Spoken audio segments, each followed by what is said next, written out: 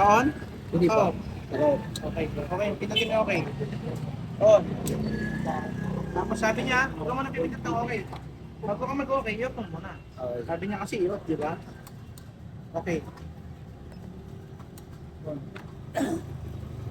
Yung sinasabi mo, kapag nag-throttle body kayo, tsaka nagkakaroon ng error, ayaw mag-pinot, palya, walang power, di ba? So, pupunta ka nun sa diagnostic.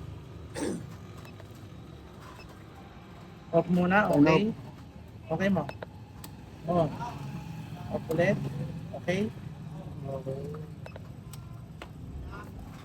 Okay? Katulad ni Yamaha ni Honda, dire-diretso. Una, mababa yung TPS niya, nakita ko na kagad ang mali.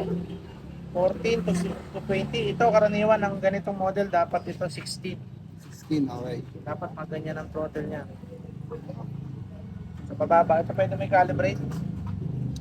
Ito, sir. Shift. Hindi, ito, araw. Ah. Okay, isa pa.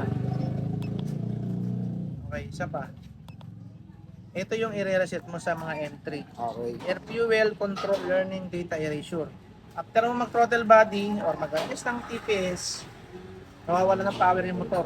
Dito mo siya gagalawin. Pindutin mo yung okay. Okay. So reset na siya. Makikita ko mamaya pag andar nito, iba na yung andar niya.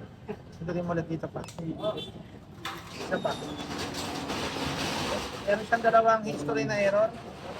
Pindutin mo dito ulit. Isa pa. Natin ko ano yan, 15. Pindutin mo yung okay. So meron siyang TPS sensor, problema. Red back mo ulit.